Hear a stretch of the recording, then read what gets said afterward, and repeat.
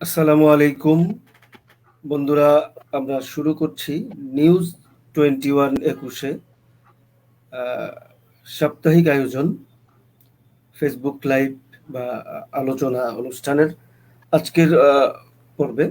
আজকে আমাদের সাথে উপস্থিত রয়েছেন আহ, ইউনাইটেড ইসলামিক স্কলার ফোরামের মাননীয় স- মহাসচিব মুফতি মুহিবুল্লাহ সাহেব। আমাদের সাথে আরো উপস্থিত রয়েছেন জাতীয় পার্টির কেন্দ্রীয় যুগ্ম মহাসচিব গোলাম মোহাম্মদ রাজু ভাই।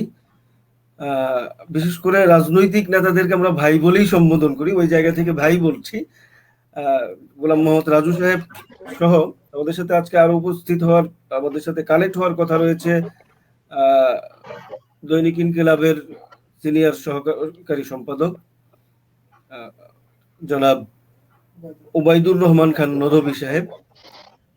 আমরা ইতিমধ্যে আমাদের আলোচনা শুরু করতে যাচ্ছি।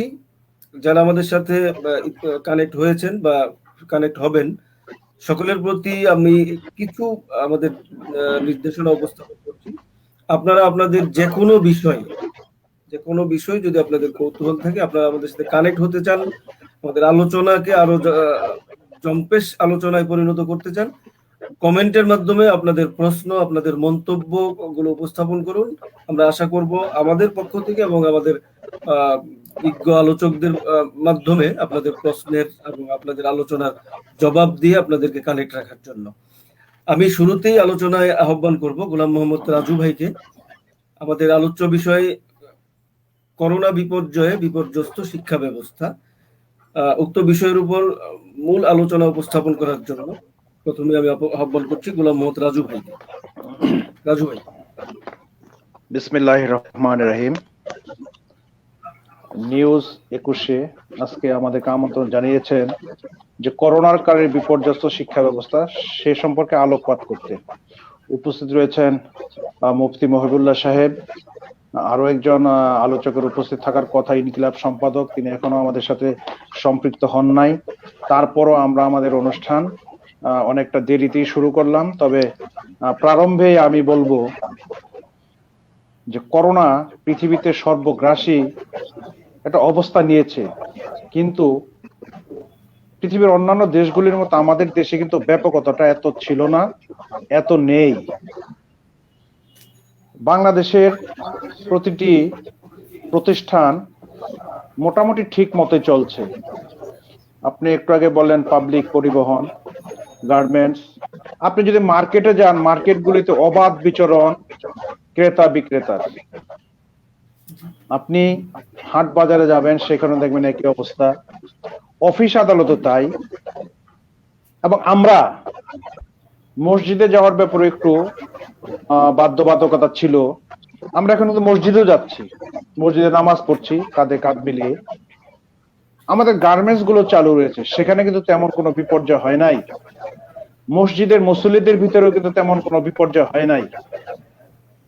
তাহলে কেন শিক্ষা প্রতিষ্ঠানগুলি এভাবে বন্ধ করে রাখা হলো? শিক্ষা প্রতিষ্ঠানগুলি আমি মনে করি এটা ধাপে ধাপে বা একটা প্রক্রিয়া রেখে, সতর্কতা রেখে শিক্ষা ব্যবস্থাকে চালু রাখা যেত। ধরেন একটা ক্লাসে 70 জন ছাত্রছাত্রী আছে, 70 জনকে প্রতিদিন ক্লাসে না আসতে দিয়ে 10 জন করে যদি একদিন ক্লাস করানো হতো, তাদের শিক্ষা দেওয়া হতো, আমার মনে হয় করোনা তেমন কোনো বাধা হয়ে দাঁড়াতো না। আজকে এই যে কলেজ, বিশ্ববিদ্যালয়, শিক্ষা প্রতিষ্ঠানগুলি বন্ধ হওয়ার কারণে আমাদের ভাই ব্রাদার, ছেলে মেয়েরা অনেকটা বিমুখ হয়ে গেছে। আজকে আমি আমার পরিবারের এক সন্তানের সাথে কথা বলছিলাম যে আজকে আমার একটা টক শো আছে, আমি টক শোতে যাব। তো বলে যে ভাইয়া টক শোটা কিসের উপরে? আমি বললাম টক শোটা করোনার কারণে শিক্ষা ব্যবস্থা বাধাগ্রস্ত, ব্যতিব্যস্ত হয়ে গেছে, ছাত্রছাত্রী কিছু করছে না। কয় না ভাইয়া যাও না। কেন? কয় না খুব ভালো আছে। এই যে মানসিকতা তাদের ভিতরে তৈরি হয়েছে এই করোনার কারণে। আজকে শিক্ষা ব্যবস্থা যদি থাকতো, যদি আপনার লক্ষ্য করেন পৃথিবীর উন্নত ব্রিটিশ, যেখানে লন্ডনে আপনার ইউনাইটেড কিংডমে প্রতিনিয়ত মানুষ মারা যাচ্ছে, তারা কিন্তু শিক্ষা ব্যবস্থা অর্থাৎ স্কুলকে বন্ধ ঘোষণা করে নাই। আজকে স্কুলের ছাত্রছাত্রীরা বিমুখ।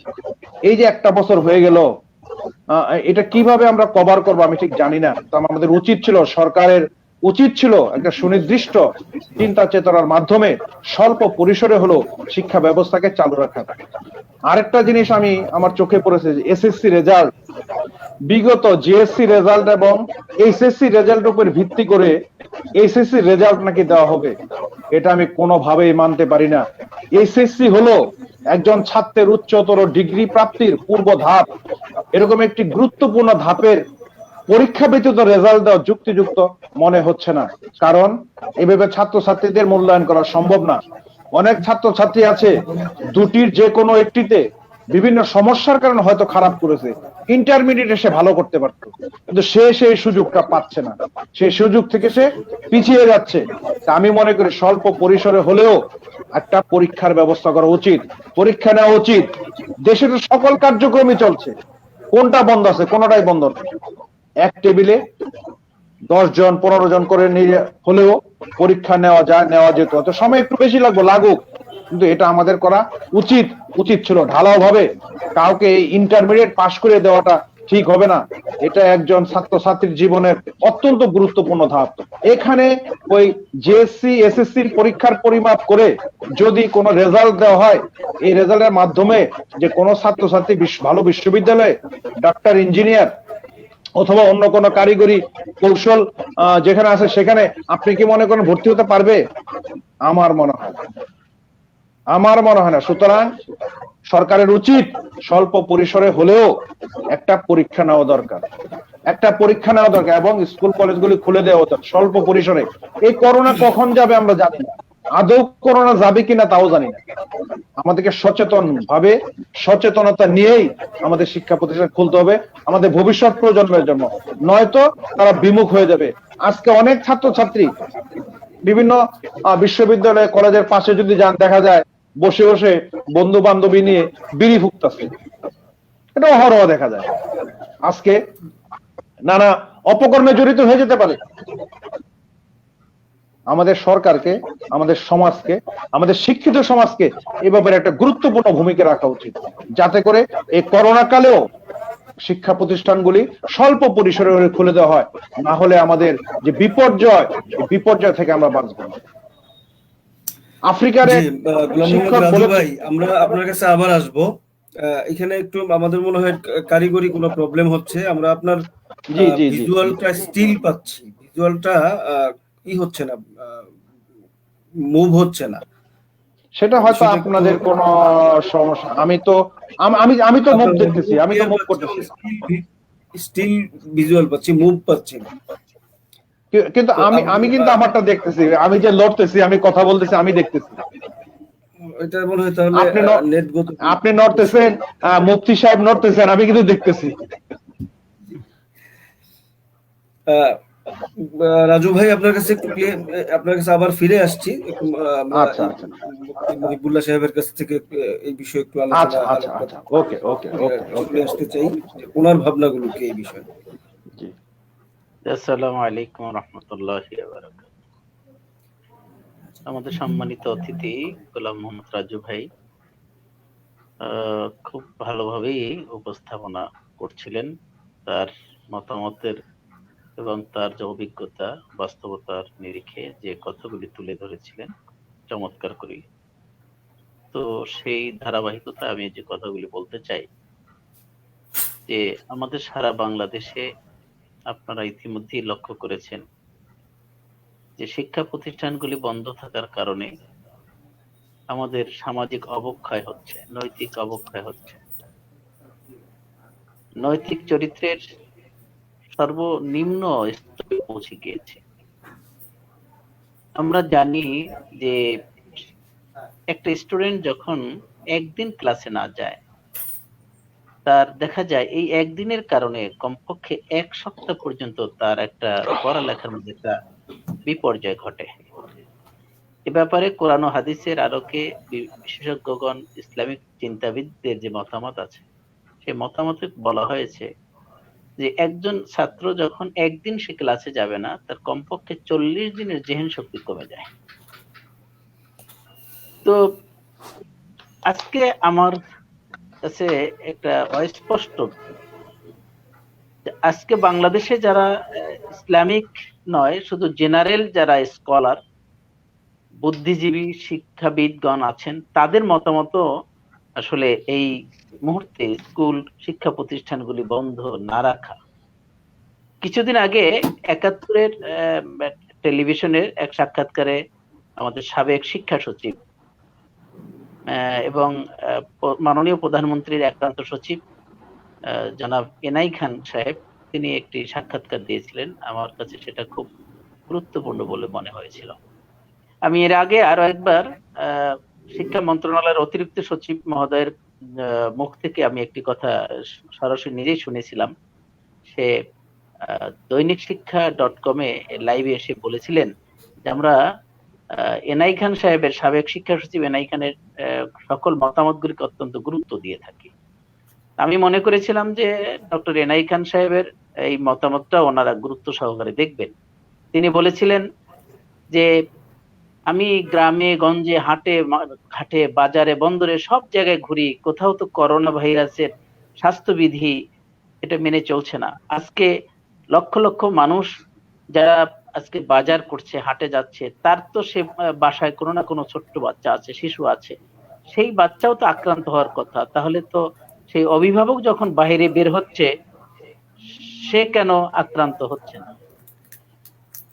তো এই বিষয়ে আমি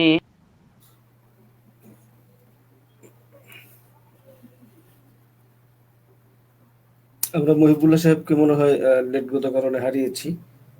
আমরা চেষ্টা করবো ওনার কাছে আবার আসার জন্য। তো উনি আসলে ওনার অসমাপ্ত আলোচনাগুলো আমরা শুনবো এবং ভিউয়ার্সদের সাথে শেয়ারে যাব। আমরা যারা আমাদেরকে দেখছেন, আমাদের আলোচনাগুলো শুনছেন, আপনারা চাইলে আলোচনাকে আরো ব্যাপক পরিসরে বিস্তার ঘটানোর আহ্বান করব। যদি আপনারা চান তাহলে আমাদের এই আলোচনার লাইভ প্রোগ্রামটাকে শেয়ার করে দিবেন বেশি করে। যত বেশি করে শেয়ার করবেন তত বেশি এই মেসেজগুলো প্রসারিত ভাবে বা ব্যাপকভাবে এটাকে কার্যকর স্থানগুলোতে পৌঁছে দেওয়া সম্ভব বলে আমরা বিশ্বাস করি। আমি গোলাম মোহাম্মদ রাজু ভাইয়ের কাছে যেতে চাই আবার। আমাদের মুফতি মহিবুল্লাহ সাহেবকে আমরা ডিসকানেক্ট হয়ে গিয়েছেন, আমরা পাচ্ছি না। তো রাজু ভাই, আমরা আপনার যে আলোচনা থেকে শিফট হয়েছিলাম, যে আপনি বলছিলেন আমাদের সকল জায়গায় চলছে, কিন্তু শুধু শিক্ষা প্রতিষ্ঠানে কেন? এই বিষয়টা নিয়ে আমরা আপনার কাছে আপনার সুচিন্তিত আলোচনা যেখান থেকে আমরা শিফট হয়েছিলাম সেখানে আলোচনাগুলো শুনতে চাই। জি রাজু ভাই কি শুনছেন?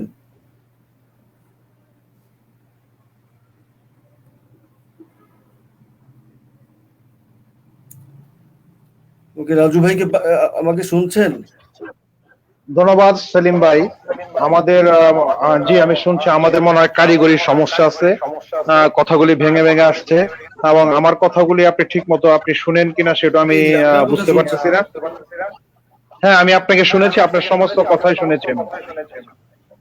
জি জি, আমরা আপনার যেখান থেকে শিফট হয়েছিলাম, যে আপনার আলোচনার পর্যায়ে ছিল যে আপনি বলছিলেন, আপনি কি আমার কথাগুলি শুনছেন? জি জি শুনতেছি, বলুন।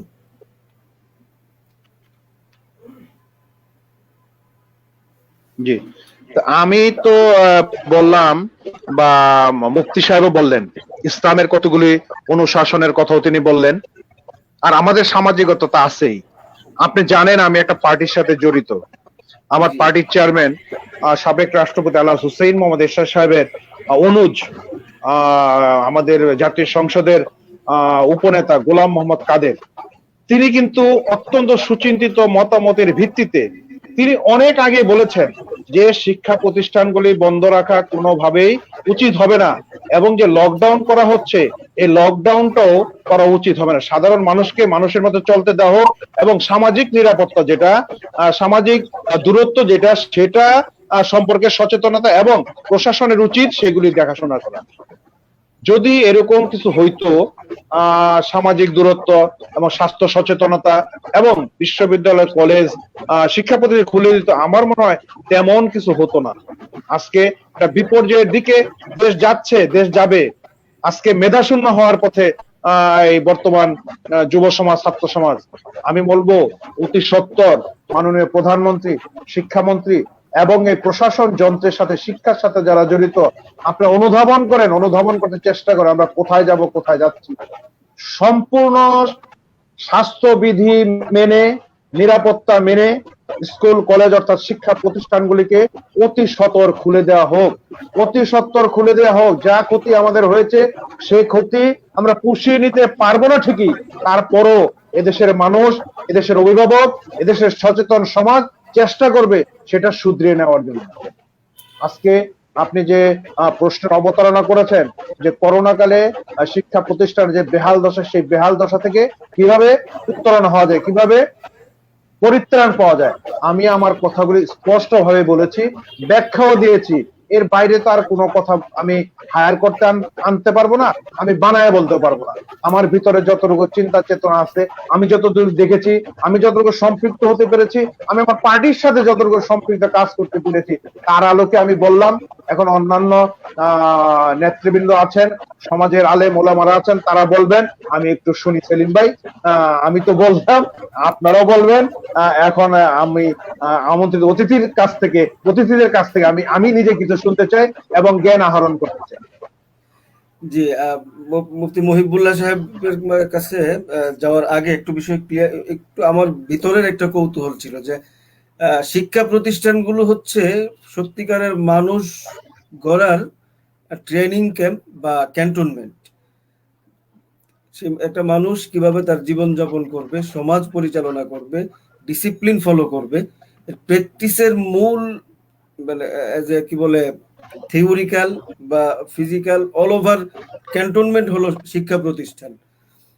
করোনা বিপর্যয় থেকে মোকাবেলার জন্য বা করোনার ভয়াবহতা থেকে সচেতনতার জন্য, তার জন্যও তো মনে হয় যে শিক্ষা প্রতিষ্ঠানগুলো খুব দ্রুত খুলে দেওয়া এবং শিক্ষা প্রতিষ্ঠানের মাধ্যমে প্র্যাকটিস করানো, যে এই করোনা কেন্দ্রিক পরিস্থিতি থেকে জাতিকে কি করে উত্তরণ করা যায়, কিভাবে নিজের জীবনকে এই সময়গুলোতে পরিচালনা করা যায়, এই বিষয়গুলোর জন্য তো শিক্ষা প্রতিষ্ঠানই হলো উৎকৃষ্ট এবং মূল পয়েন্ট।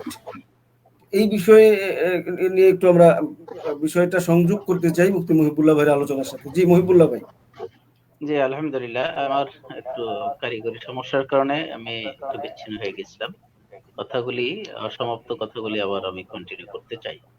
তো আমাদের জি জি জি জনাব সেলিম সাহেবের কথা জের ধরেই কথা বলতে চাচ্ছি যে হ্যাঁ, আমরা বিভিন্ন বাংলাদেশের বিভিন্ন দুর্যোগ, বিভিন্ন সমস্যা কারণে যে সমস্ত স্বেচ্ছাসেবকের ভূমিকা পালন করে থাকে বিভিন্ন স্কুল ও কলেজের স্কাউটের যারা স্টুডেন্ট আছে, কিন্তু আসলে এই স্কুল কলেজগুলি খোলা থাকলে আজকে যে মানুষের যে মানবিক বিপর্যয় ঘটেছে করোনাকালীন সময়, এ সময় কিন্তু আমরা কলেজ ইউনিভার্সিটি যে স্কাউটে যারা ছিল সেই স্টুডেন্টদের আমরা আসলে এই মানবিক বিপর্যয়ের সময় তাদেরকে দেখি নাই।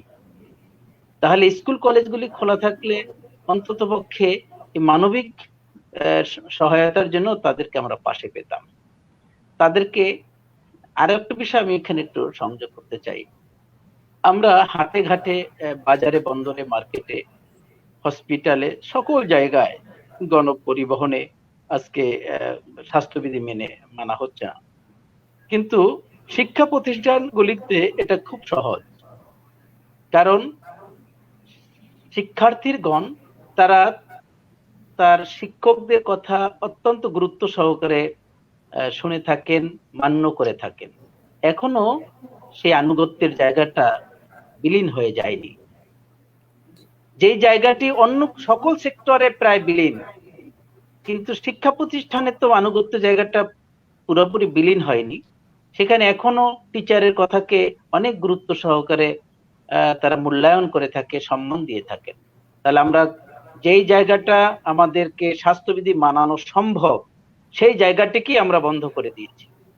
আমরা জানি আমাদের পিতামাতা যারা অনেক উচ্চ শিক্ষিত অভিভাবকগণ আছেন, তারা অনেকেই বলে থাকেন যে আমার কথাটাকে আমার সন্তান গুরুত্ব দিয়ে থাকে তার স্কুলের টিচারকে, লেডি টিচার, ছোট্ট কম বয়সী স্কুলের, তার কথাটাকে মাস্টার ডিগ্রি এবং একদম বড় পদে শিক্ষিত ব্যক্তির আসনে যারা আসীন অবস্থায় যে সমস্ত অভিভাবক আছেন, তাদের কথাও কিন্তু সন্তানরা অত গুরুত্ব দেন না, যেটা তার কম শিক্ষিত একজন কিন্ডারগার্টেনের একজন ম্যাডামের কথাটাকে বেশি গুরুত্ব দিয়ে থাকে।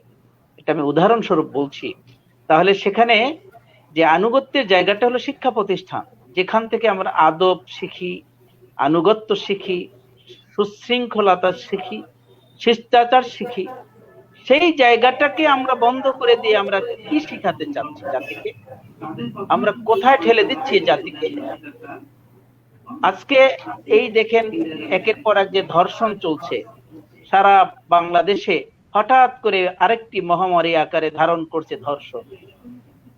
এই ধর্ষণ তো নৈতিক অবক্ষয়ের কারণেই এটা ঘটছে। কারণ আমাদের একটা কথা আমরা সমাজে একটি প্রচলিত আছে যে বেকার মস্তিষ্ক শয়তানের কারখানা। যখন কারো কোনো কাজ নাই, তার মাথায় গিয়ে শয়তান বাসা বাঁধে। একটি কাজ তো দিতে হয়, সেই কাজ কি? ইপটিজিং করা। সেই কাজ কি? ধর্ষণ করা। কারণ তার পড়া নেই, লেখা নেই, তার কোনো কাজ নেই, একটা কাজ খুঁজে বের করে শয়তান। এটাও আমি মনে করেছিলাম যখন এই বিপর্যয় নৈতিক অবক্ষয়গুলি ঘটছিল সমাজে, অন্ততপক্ষে মাননীয় প্রধানমন্ত্রী, শিক্ষামন্ত্রী এই বিষয়ে অনেক সচেতন হবেন যে এখন এই বিপর্যয়ের কারণ হচ্ছে শিক্ষা ব্যবস্থা বন্ধ রাখা। আরেকটি বিষয় হচ্ছে, আমরা জানি অনলাইনের মাধ্যমে যে শিক্ষা ব্যবস্থা, শিক্ষা কার্যক্রম চালু আছে, এটা আসলেই ফ্রুটফুল নয়। এটা আসলে এর দ্বারা খুব ভালো ফলাফল পাওয়া যাচ্ছে না, বরং কি পাওয়া যাচ্ছে? এই অ্যান্ড্রয়েড সেট একটি বাচ্চার হাতে দিয়ে সে এর মাধ্যমে গেমস দেখে, ইউটিউব দেখে, কার্টুন দেখে এবং নাটক দেখে, গান দেখে, অশ্লীল ছবি দেখে।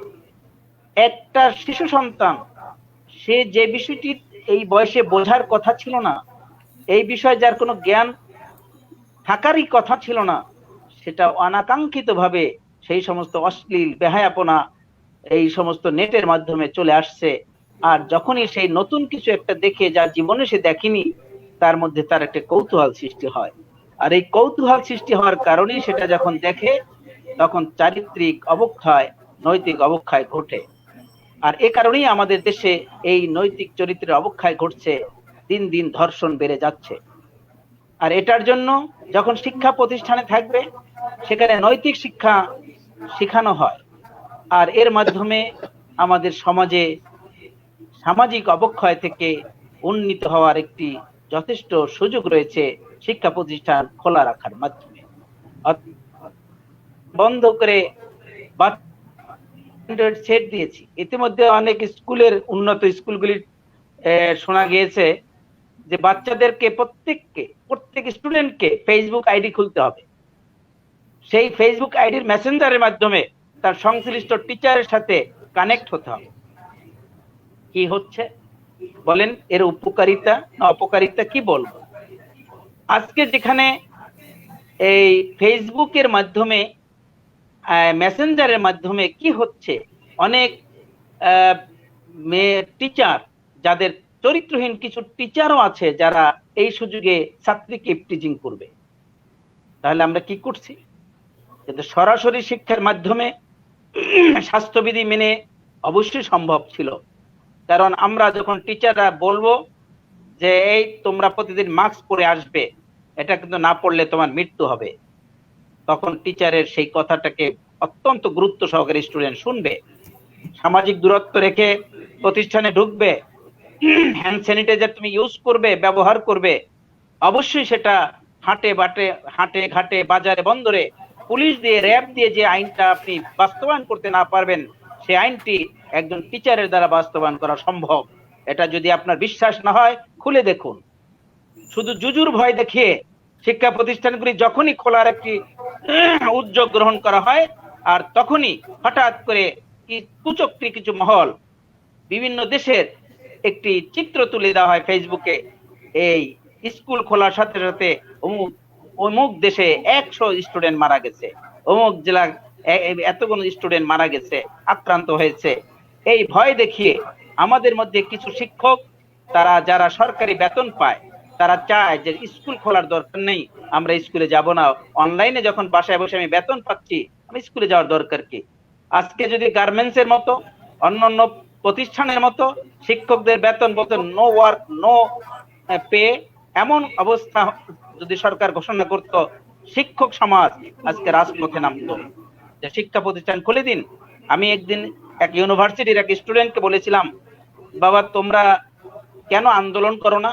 তোমাদের শিক্ষা ব্যবস্থার যে বিপর্যয় হয়েছে, তোমরা যারা অটো পাসের মাধ্যমে আজকে কলেজে উঠতে, ইউনিভার্সিটিতে উঠতে যাচ্ছ, তোমার তো লজ্জা লাগবে। এক সময় মানুষ বলবে তুমি অটো পাস করেছিল না, তুমি 2020 সালে পাস করেছো না, তোমার তো অটো পাস, তোমার এই সার্টিফিকেটের কোনো মূল্যায়ন নেই, তখন তোমার লজ্জা লাগবে না? অবশ্যই লজ্জা লাগবে। এই জন্য ভালো ছাত্ররা তারা লজ্জা পাচ্ছে, অটো পাসের কথা বললে তারা নিজেদের কলঙ্ক মনে করছে, আমাদের জীবনের একটি কলঙ্কিত অধ্যায় মনে করছে। আমরা জানি সায়েন্টিফিক এবং বিজ্ঞান ডাক্তারি মতে একটি শিশু 40-এর নিচে যে ছেলে মেয়ে আছে, সন্তানরা আছে, তাদের রোগ প্রতিরোধ ক্ষমতা বেশি, 40-এর উপরে যাদের, তাদের রোগ প্রতিরোধ ক্ষমতা কম। কিন্তু আমরা তাহলে তাদেরকে কেন ঘরে বন্দি করে রাখলাম? কিন্তু তারা কি ঘরে বন্দি আছে? তার বাবা মা প্রতিদিন তাকে নিয়ে মার্কেটে যাচ্ছে, বেড়াতে যাচ্ছে, কক্সবাজার যাচ্ছে, সেন্ট মার্টিনে যাচ্ছে, চিড়িয়াখানায় যাচ্ছে, তাহলে কোথায়? স্কুলের মধ্যে কি একটি ভূত, করোনা নামে একটি ভূত লুকিয়ে থাকে শুধু শিক্ষা প্রতিষ্ঠানে? শিক্ষা প্রতিষ্ঠানগুলি বন্ধ হলো, কারণ কি? এটা আমার বোধগম্য নয় বিষয়টি। সারা বাংলাদেশে কোন গ্রামে গঞ্জে করোনার ক শব্দটি নেই, বারবার মিডিয়ায় একটি প্রচার হচ্ছে। সেদিন যমুনা টেলিভিশনে একটি প্রতিবেদন দেখলাম, গ্রামগঞ্জে সেখানে যাদেরকে জিজ্ঞেস করা হচ্ছে আপনি কি করোনা চিনেন? বলছে করোনা তো চিনি না। আপনি মাস্ক কেন পরেন না? মাস্ক পরলে তো আমার শ্বাস বন্ধ হয়ে আসে, মাস্ক তো আমি পরবো না। কিন্তু আইন করে আজকে হ্যাঁ স্বাস্থ্যবিধি মেনে মানানো এটা অবশ্যই জরুরি, মাস্ক পরবে এটাও সত্য, হ্যান্ড স্যানিটাইজার হাত ধুবে সেটাও সত্য, স্বাস্থ্যবিধি দূরত্ব, সামাজিক দূরত্ব রেখে ক্লাসে যাবে, সবগুলি সম্ভব শিক্ষা প্রতিষ্ঠানে। আমি চ্যালেঞ্জ করে কোনো খাতে কোনো জায়গায় যদি এই স্বাস্থ্যবিধি এবং করোনা ভাইরাসের সকলগুলি নিয়ম কানুন মেনে চালানো সম্ভব, শুধু তার শিক্ষা প্রতিষ্ঠানই সম্ভব। শিক্ষা প্রতিষ্ঠান ব্যতীত বাংলাদেশের কোন সেক্টরে এত বেশি স্বাস্থ্যবিধি মানানো সম্ভব নয়। অতএব মাননীয় প্রধানমন্ত্রী, শিক্ষামন্ত্রী মহোদয়কে আমি অনুরোধ করব, আপনারা আমাদের বিরোধী নেতা, আমাদের উপনেতা জি.এম. কাদের সাহেব অত্যন্ত জোরালো শিক্ষা পক্ষে উনি কথা বলেন। আমি ওনাকে খুব ভালো জানি, ভালোবাসি, অত্যন্ত ভালো মনের মানুষ। উনি কিছুদিন আগেও পার্লামেন্টে বক্তব্য রেখেছে মাধ্যমিক, উচ্চ মাধ্যমিক শিক্ষা ব্যবস্থাকে সব জাতীয়করণ করার জন্য। এটা অত্যন্ত সাধুবাদ জানাই তাকে। আসলে ওনার চিন্তা থেকে উনি যে ভাবে বাংলাদেশের সফল রাষ্ট্রপতি হোসেন মোহাম্মদ এরশাদ সাহেব আজকে সে দুনিয়া থেকে চলে গেছে, এখন তাকে মানুষ মূল্যায়ন করতে বসছে। কারণ আরবিতে একটি কথা আছে যে কদরে নিয়ামত বাদে জাওয়াল, নিয়ামতের কদর মানুষের বাড়ে যখন সেই নিয়ামতটা কারো কাছ থেকে চলে যায়। আজকে এরশাদ সাহেব সারা বাংলাদেশের আসলে গ্রামে গঞ্জে সকলের প্রিয় মানুষ ছিলেন। তিনি যে শিক্ষা ব্যবস্থায় যে কাজ করে গেছেন, ইসলামিক যে কাজগুলি তার দ্বারা হয়েছে, এবং মাননীয় আমাদের প্রধানমন্ত্রীও অনেক আসলে আন্তরিক। তারকে যদি বোঝানো যায়, সে তো শিক্ষা মন্ত্রণালয়কে দায়িত্ব দিয়েছিল শিক্ষা প্রতিষ্ঠান খুলে দেওয়ার জন্য, যে এই বিষয়ে শিক্ষা মন্ত্রণালয় সিদ্ধান্ত নিবে। অতএব সেখানে আমার বুঝে আসে না কেন হচ্ছে না। মাননীয় সাবেক শিক্ষামন্ত্রী সচিব এনাই খান সাহেব তো উনি পরামর্শ দিয়েছিলেন যে শিক্ষা ব্যবস্থা স্কুল কলেজ বন্ধ রাখার কোনো যুক্তি আমি দেখি না, কোনো কারণ উপযুক্ত কারণ আমার কাছে মনে হয় না। অতএব আজকে আপনারা দেখেন সারা বাংলাদেশে মাদ্রাসাগুলি খোলা, মক্তব, একদম কোনো সামাজিক দূরত্ব মেনে চালা তাদের পক্ষে সম্ভব নয়, কারণ একটা মাদ্রাসায় 500-700 স্টুডেন্ট, তাদের সামাজিক দূরত্ব বা স্বাস্থ্যবিধি মেনে চলা সম্ভব নয়। কিন্তু আজকে 5টি মাস হয়ে গেল একটি তো করোনা ভাইরাসে আক্রান্ত হয়। মসজিদগুলিকে এই জুমার দিনে মসজিদে যায় তো আমরা আশ্চর্য হয়ে যায় যে এমন যদি কোনো দুর্ঘটনা ঘটে যায় তাহলে তো ইসলামের বড় অপমান হবে, বদনাম হবে। আলহামদুলিল্লাহ আজও পর্যন্ত কোনো মসজিদে মুসল্লি করোনায় আক্রান্ত হয় নাই। অতএব আমি বলবো বাংলাদেশের প্রতি খাস একটি আল্লাহ পাকের রহমত আছে, দয়া আছে। অতএব এই অবস্থায় যদি দেশে জেনা বেবিচারি অপরাধ গুলি ঘটতে থাকে, মানুষ কোনো না কোনো কাজে ব্যস্ত রাখতেই হবে। অতএব আজকে যখন এদেশের লক্ষ লক্ষ কোটি কোটি ছাত্র শিক্ষার্থীদেরকে বেকার করে তাদের হাতে বইয়ের পরিবর্তে তাদের হাতে মোবাইল তুলে দেওয়া হয়েছে, এই মোবাইল আরেকটি ডাকাতের ছুরি। আমি বলি সব সময় ছুরি দুটি কাজ করে। ডাক্তারের কাছে গেলে যেই ছুরি মানুষকে সুস্থ করে, জীবন বাঁচায়, জীবন বাঁচানোর উপকরণ হয়, আর এই ছুরি ডাকাতের হাতে গেলে সে মানুষকে ধ্বংস করে, হত্যা করে। আজকে মোবাইল ইন্টারনেট বড় উপকারী জিনিস, সারা পৃথিবী আমার হাতের মুঠোয়। আজকে আমরা এই লাইভ করছি, এক বাজার বসে এখন আমি আপনাদের সাথে কথা বলছি, আর আপনারা ঢাকায় বসে বলছেন, এটা ইন্টারনেটের সুবাদে এটা সম্ভব হয়েছে। তাই বলে আসলে এই ইন্টারনেট তো একটা বাচ্চা ইউজ করতে পারবে না, সে এর অপব্যবহার করবে। তাকে ব্যবহার করার জন্য একটু উপযুক্ত সময় দিতে হবে। কারণ আপনি আমাদের পার্শ্ববর্তী ভারতে 18 বছরের আগে পর্যন্ত কোন যুবক যুবতীর হাতে, মেয়েদের হাতে মোবাইল দেওয়া নিষেধ, সেখানে সে আইন আছে। কিন্তু আমাদের দেশে ছাত্রদের কাছ থেকে এখন আপনি যদি আপনার সন্তানের কাছে মোবাইল নিতে চান, মোবাইল ছিনিয়ে নিতে পারবেন না। অতএব আমি এই জন্য এই বিষয়টাকে কঠিনভাবে আমি মাননীয় প্রধানমন্ত্রী, শিক্ষামন্ত্রীর কাছে আমি অনুরোধ করব, শিক্ষা ব্যবস্থা বন্ধ করে কোনো লাভ নেই। আজকে স্কুলগুলি, কলেজগুলি, ইউনিভার্সিটিগুলি বন্ধ করে দিয়েছেন। এর মাধ্যমে মানুষ হওয়ার মতো এরকম কোনো সুযোগ নেই। এরা পশুর আচরণ করছে, কারণ তার মধ্যে যে সমস্ত অপরাধগুলি ঘটছে প্রতিদিন, সেই অপরাধ থেকে আমাদেরকে বাঁচানোর কোনো উপায় নাই। অতএব আমি চাই, আমরা মুফতি মুহিবুল্লাহ সাহেবের কাছে আবার আসবো। আমরা আলহামদুলিল্লাহ ইতিমধ্যে আমাদের অন্যতম সিনিয়র বলবো, যেহেতু আজকে যে অতিথিদের উপস্থিত হয়েছেন, আমাদের সাথে কানেক্ট হয়েছেন, সকলেরই সিনিয়র, আমাদের অভিভাবক তুল্য স্কলার জনাব শেখ উবাইদুর রহমান খান নদভী ইতিমধ্যে আমাদের সাথে কানেক্ট হয়েছেন। আলহামদুলিল্লাহ আমরা সময়ে যেহেতু ইতিমধ্যে আমাদের অনেকটাই গত হয়ে গিয়েছে, আমরা ওনার আলোচনার প্রারম্ভিক আলোচনাটুকু নিয়ে আমরা আবার আসতে চাই। ওবায়দুর রহমান খান নদভী সাহেবের সম্পর্কে একটু সম্যক ধারণা দিচ্ছি। এই শিক্ষা প্রতিষ্ঠান ওপেন করার ব্যাপারে, খোলার ব্যাপারে ওনার যথেষ্ট বলিষ্ঠ ভূমিকা রয়েছিল। মাদ্রাসাগুলো, বিশেষ করে হিফজ মাদ্রাসাগুলোকে ওপেন করে দেওয়ার ব্যাপারে উনি সরকারের দায়িত্বশীলদের সাথে দফায় দফায় বৈঠক করে বোঝাতে সক্ষম হয়েছিলেন যে হিফজ মাদ্রাসাগুলো ওপেন করে দেওয়া যেতে পারে, দেওয়া উচিত। আলহামদুলিল্লাহ ওনার যারা মেহনত করেছেন তার মধ্যে নেতৃত্ব দিয়েছিলেন ওবায়দুর রহমান খান নদভী সাহেব। ওনার মেহনতের বদৌলতেই আলহামদুলিল্লাহ হিফজ মাদ্রাসাগুলো ওপেন হয়ে গিয়েছে, যার প্রেক্ষিতে বহু হাফেজ পথচ্যুত হওয়া থেকে আলহামদুলিল্লাহ বেঁচে গিয়েছে। তো আমরা ওবায়দুর রহমান খান নদভী সাহেবের কাছ থেকে আজকের আলোচ্য বিষয়ের উপর প্রারম্ভিক আলোচনা শুনতে চাই।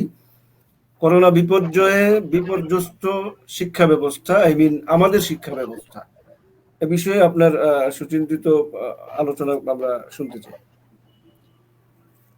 বিসমিল্লাহির রহমানির রহিম। দেশে ও বিদেশে আমাদের যারা দেখছেন এবং রেকর্ডকৃত প্রোগ্রাম যারা দেখবেন, তাদের সবাইকে শুভেচ্ছা জানাচ্ছি। আমি শ্রদ্ধা ও সালাম জানাচ্ছি আমার অন্যান্য অতিথি আলোচক বৃন্দকে, বিশেষ করে আজকের যে অনুষ্ঠান সঞ্চালক, বিশিষ্ট সাংবাদিক ও চিন্তাশীল ব্যক্তি সেলিম আহমেদ। আমি একের পর এক বৈঠক নিয়ে ব্যস্ত। আগে বলেছিলাম কালকে 5 তারিখে একটা শীর্ষ ওলামাদের বৈঠক আছে ঢাকায়, এটা নিয়ে আমরা এখনই ব্যস্ত। তো এই জন্য আমি একটু দেরিতে এসেছি, এই জন্য ক্ষমা চাই। আর বেশিক্ষণ থাকতেও পারবো না, শুধু একটু ওয়াদা রক্ষার্থে। আর বিষয়টি খুব গুরুত্বপূর্ণ, 2-1টি কথা বলা উচিত। আসলে করোনা একটি নতুন অভিজ্ঞতা, যেটি সারা পৃথিবীকে থমকে দিয়েছে। এবং যদিও পৃথিবী চলছে, কিন্তু এটা তার নিজস্ব গতিতে কখন আসবে সেটা কেউ বলতে পারছে না।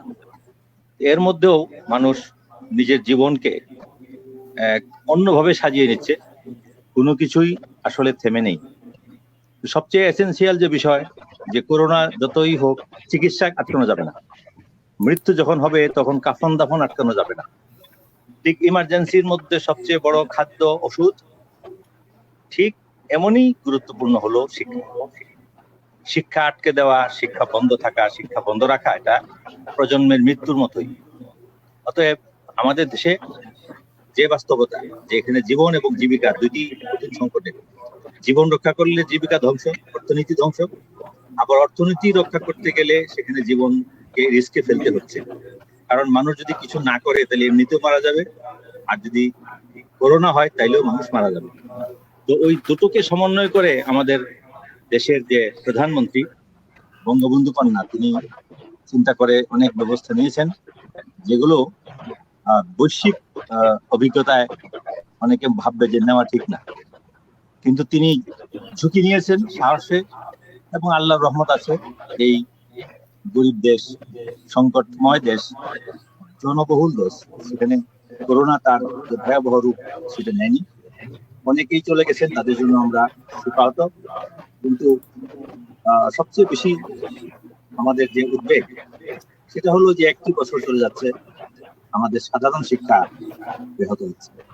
যদিও অনলাইনে বা বিভিন্ন ভাবে শিক্ষার বিকল্প ব্যবস্থা হচ্ছে, এটা আমাদের দেশের বাস্তবতায় এবং অর্থনৈতিক বাস্তবতায় এটা চলনসই না। কারণ এই অনলাইন শিক্ষা মূল শিক্ষা তো হয়ই না, বরং বিকল্পও ভাবা যায় না।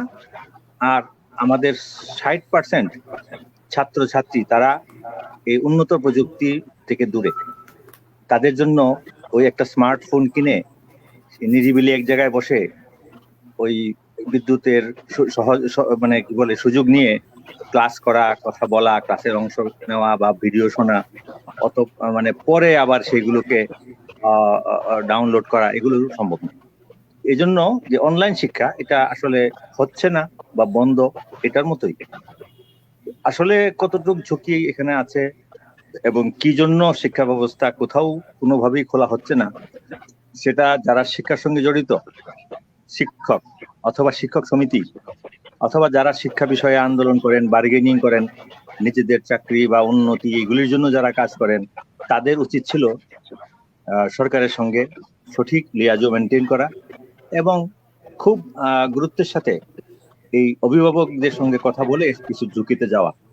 কারণ আমাদের বাচ্চারা কিন্তু বাসায় বসে আছে, তারা লকডাউনে নেই, তারা কিন্তু কোথাও বেড়াচ্ছে, রাস্তায় আসা যাওয়া করছে, তারা খেলছে, তারা গ্রামে তো তারা বাইরে ছোটাছুটি করছেই, আর শহরেও আমরা দেখি যে বিভিন্ন বিনোদন বা ঘোরাঘুরিতে ছেলেরা পিছিয়ে নেই।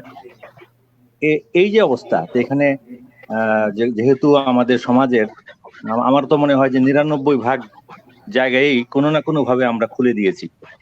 তাহলে শুধু শিক্ষায় আমরা একদম লকডাউন করে রেখেছি কেন, সেটা এডুকেশন মিনিস্ট্রি ভাববে। এবং এটার ব্যাপারে আমি স্বয়ং প্রধানমন্ত্রীকে দৃষ্টি দেওয়ার এবং হস্তক্ষেপ করতে বলি। কারণ আমাদের সঞ্চালক ভাই আগে বলেছেন যে হেফজখানা যেটা একটা কন্টিনিউয়াস প্রসেস, যদি কিছুদিন হাফিজরা না পড়তে পারে তাহলে তারা কোরআনটা ভুলে যায়, আর নতুন গতিতে তারা আগায় না। আর বয়সেরও একটা বাধ্যবাধকতা আছে, যে এত বয়সের মধ্যে যে স্পিডে তারা কোরআন শুরু করেছিল, যদি 1 বছর পড়তে না পারে তাইলে এরা হারিয়ে যাবে, হেফজ করবে না। তো মসজিদ খোলার পাশাপাশি হেফজ খোলার পাশাপাশি দেশের সব কওমি মাদ্রাসা খুলে দেওয়ার যে যুগান্তকারী ঐতিহাসিক সিদ্ধান্ত আমাদের জননেত্রী হাসিনা নিয়েছেন, এবং তার কোনো কুফল বা বিরূপ প্রতিক্রিয়া আলহামদুলিল্লাহ এই পর্যন্ত সমাজে দেখা যায়নি। বরং 24 ঘন্টা কুরআন এবং তেলাওয়াত, কেরাত, হেফজ চলছে। এর দ্বারা অবশ্যই মানে আধ্যাত্মিক ভাবে, রুহানি ভাবে আল্লাহর রহমত বরকত জাতির উপর বর্ষিত হচ্ছেই, এতে কোনো সন্দেহ নাই। মসজিদ এবং কওমি মাদ্রাসা খোলার কারণে কোনোখানেই কোনো সমস্যা হয়নি, কোনো জানাজার জন্য সমস্যা হয়নি, কোনো তারাবি বা জামাত বা জুমার জন্য কোথাও সমস্যা হয়নি। করোনা যদি হয় সেটা হলো ব্যক্তিগত আপনার সতর্কতার বিষয়। মসজিদ, মাদ্রাসা, নামাজ এগুলি সতর্কতার সর্বোচ্চ স্থান, যেখানে পবিত্রতাও থাকে। শুধু পরিচ্ছন্নতা নয়, পবিত্রতা, পরিচ্ছন্নতা এবং মানসিক শক্তির দৃঢ়তা, মানুষের রোগ প্রতিরোধ ক্ষমতা, আল্লাহর প্রতি ভরসা, সাহস তাকে এই ম্যানিয়া থেকে বা ফোবিয়া থেকে মুক্ত রাখে। এটা একটা সাইকোলজিক্যাল বিষয়, রিলিজিয়াস বিষয়।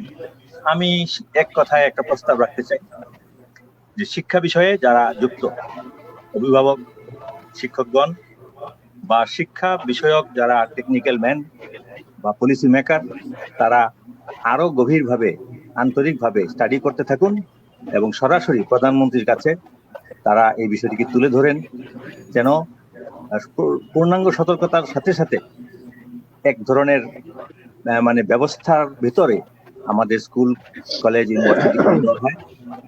না হয় আমরা একটি বছরের যে গ্যাপ, সেটা আমরা হয়তো পূরণ করব শর্ট কোর্স করে, পরীক্ষা ছাড়া। এটা কোনো পদ্ধতি না।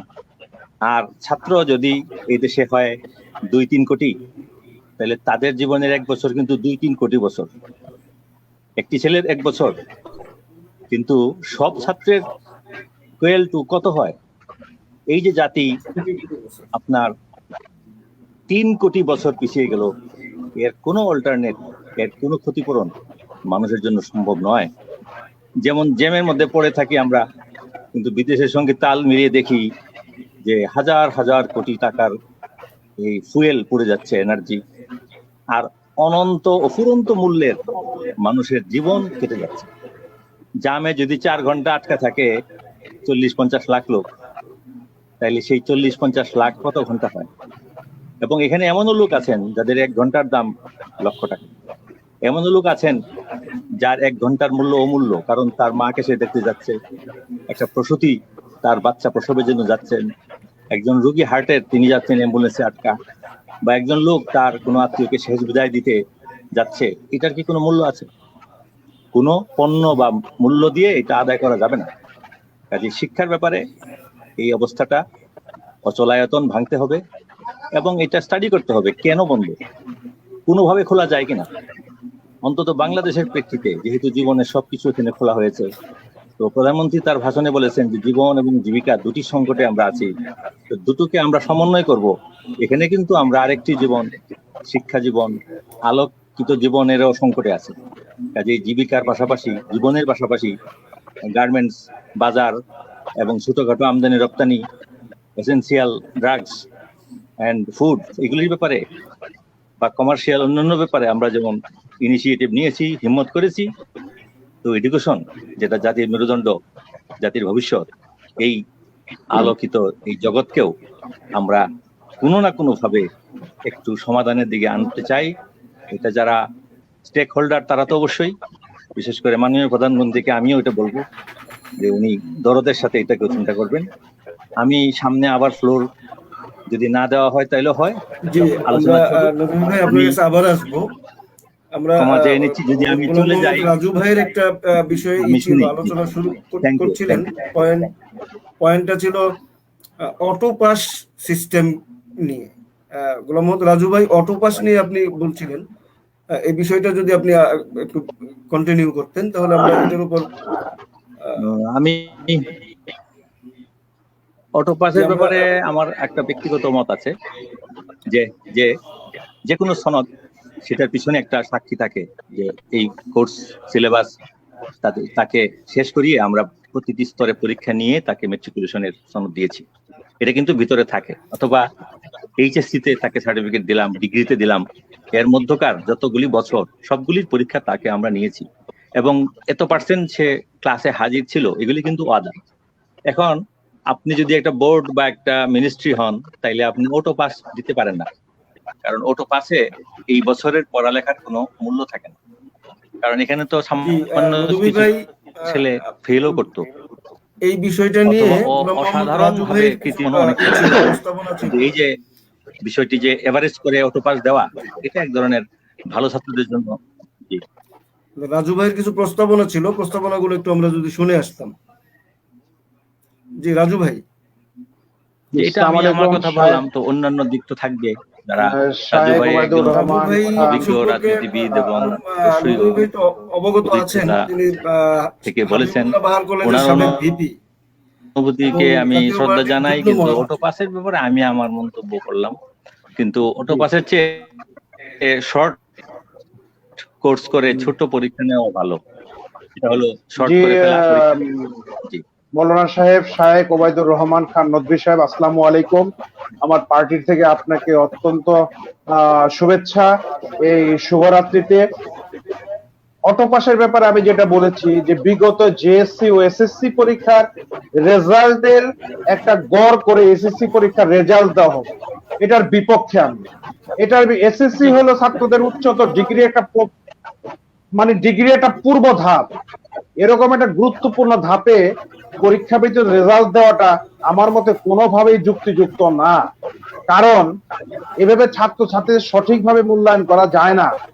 অনেক ছাত্রছাত্রী আছে যে জেএসসি এবং এসএসসি হয়তো কোনো কারণে খারাপ করছে, সে প্র্যাকটিক্যাল এসএসসি পরীক্ষায় দেখা গেল সে ভালো করতো, সুতরাং সেই সুযোগটা তাকে আমরা দিতে পারছি না, এটা কোনোভাবেই মানা যায় না। আমি বলবো দেশে তো সকল কার্যক্রম চলছে, তো পরীক্ষা কেন চলবে না? পরীক্ষা কেন চলবে না? আমি সরকার বাহাদুরকে বলছি, স্বল্প পরিসরে হলেও অল্প অল্প করে হলেও একটা পরীক্ষা নিয়ে পরীক্ষার মাধ্যমে অটো ডিগ্রি না দিয়ে তাদের পরীক্ষার মাধ্যমে একটা সনদ পাওয়ার সুযোগ করে দিই, এটা হলো আমার কথা। কারণ একটা কথা বলছে অটো পাস, কিন্তু অটো পাস হয় যে এক সময় বলবে তুমি তো 2020 সনের অটো পাস। আমি তো বর্তমান এই 2020-এর আগেও দেখেছি অনেক ভালো ভালো ছেলে ভালো রেজাল্ট করে ঢাকা বিশ্ববিদ্যালয়, ইঞ্জিনিয়ারিং ইউনিভার্সিটি, মেডিকেল কলেজ, অন্য প্রকৌশল অথবা আপনার ভোকেশনাল যে সমস্ত কলেজ বিশ্ববিদ্যালয়, সেগুলিতে তারা পরীক্ষায় অনেক সময় টিকতে পারে না। তো এই 2020 সালে অটো পরীক্ষা দিয়ে তারা কিভাবে সেখানে চান্স পাবে, কিভাবে কি হবে, এটা তো আমার ভিতরে একটু ভয় করে, আমার ভিতরে একটু ডর করে। ডাক্তার যদি হয়ে যায়, সে যে ডাক্তার যদি চান্স পেয়ে যায় এসএসসি পাস করার পরে, সে কি ব্যবচ্ছেদ করবে সেখানে? কোন ইঞ্জিনিয়ার যদি হয়ে যায়, সে যদি কলাম কিভাবে করতে হবে, রড কতটুকু দিতে হবে, এইটা যদি না জানে, এটার তার স্তম্ভ যদি শক্ত করে না যায়, ওই বিল্ডিংটা তো ধসে পড়বে। বিচার ব্যবস্থাও ঠিক তদ্রুপ, যদি সে নিজের এই যে কি বলে দুটা পা দুটাকে শক্ত করে যদি না যে সেখানে আইনের ছাত্র হয়ে যায়, সেখানে সে ভবিষ্যতে যদি আইনের উচ্চতর ডিগ্রি নিয়ে বিচারক হয়ে যায়, সে কি বিচার করবে? আমার ভয় হয়।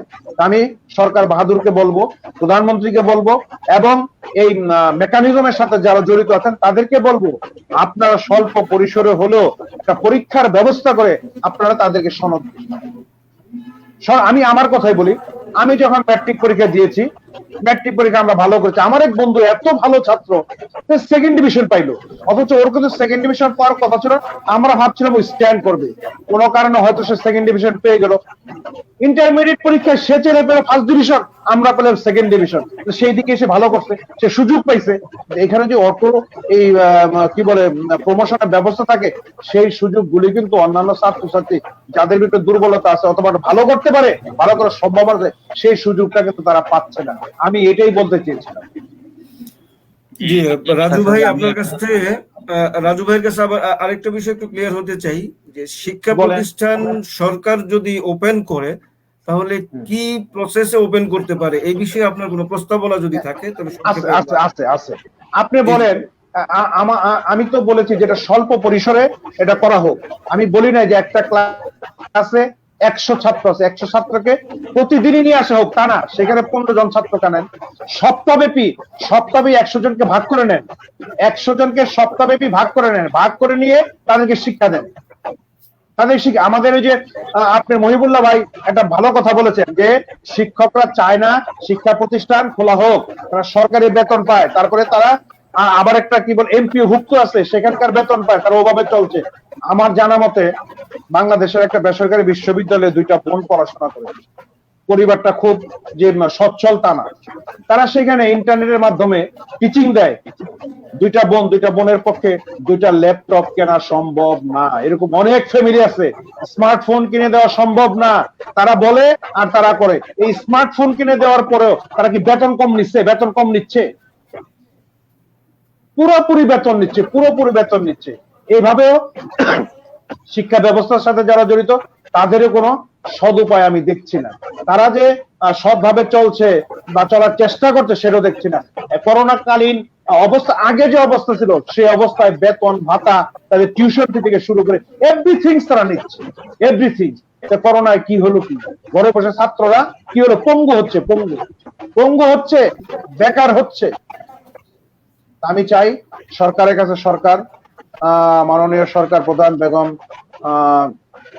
হাসিনা, শেখ হাসিনা ওয়াজেদ, আপনাকে বলবো, আপনি বঙ্গবন্ধুর কন্যা, রাজনীতি কিভাবে করতে হয় সেটা আপনি জানেন, আপনার বাবা জানতো, আপনার পরিবার জানতো।